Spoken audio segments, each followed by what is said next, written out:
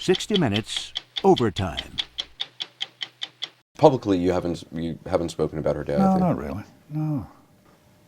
Maybe it was too early, and then you think it's nobody's business, and But no, it's 5 years, and it's okay. It's okay to talk. It's important to talk, I wanted very much to have a conversation with Liam about grief, and because it's not something you hear talked about very much, and it's something everybody will experience at times in their life, dealing with grief, dealing with loss, and I think there's power in hearing how other people have dealt with it.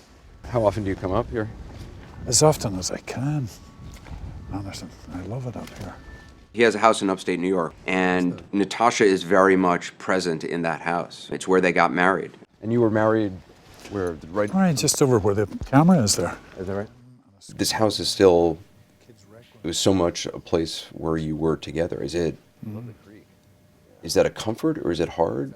Look, there's a beautiful vibe from this house, and it's still our home, and a lot of her stuff is still here. And you still have her clothes? Oh yeah. Yeah. There's no timeline for grief. There's no clock of how long you're supposed to grieve for somebody. It takes many different forms for many different people, and it can go on for an entire lifetime, obviously. Sometimes if there's been a sudden death or a violent death, people end up focusing on the way somebody died as opposed to the way they lived their life. Mm-hmm. Do you think a lot about the way she died, or do you think more about... In the early days I did, yeah. And then you sort of think back, well, she always packed so much into every day, Natasha, that I think maybe she knew she wasn't destined to be on this earth for a long period of time. I don't know. I mourn for her, yeah.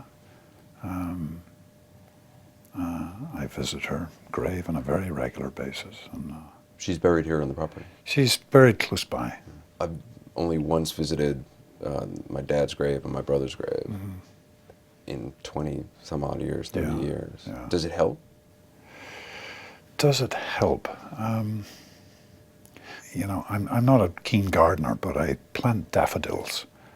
It gives me something to do, and plant some roses and stuff like that. He certainly felt ready to talk about it. It's not a conversation that I would foist upon anybody, but he said it helps to talk about her. It's good to talk about her. She and I were like Astaire and Rogers. We had this wonderful kind of free dance on stage every night, Natasha wanted Liam to star with her in a revival of Eugene O'Neill's Anna Christie, and a lot of people said that they saw them kind of fall in love on the stage. It is dreaming I am. Is there something about grief that surprised you, or that you didn't expect?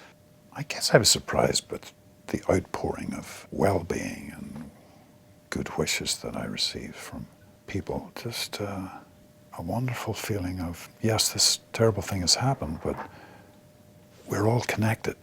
We're all connected, and people saying, we feel your grief, or some people would be more explicit and say, I lost my son, or I lost my wife, these tragic circumstances, and it was really bolstering. It really was. That did surprise me. I think often the hardest times after a loss is there is that sense of connection afterward, and of joining together, and people come together, but then people start to go about their lives again and return to their lives, and when you've lost somebody, your world is turned upside down, and I often wish that sort of sense of connection could remain. I think it's still there, Anderson. The core group, always there.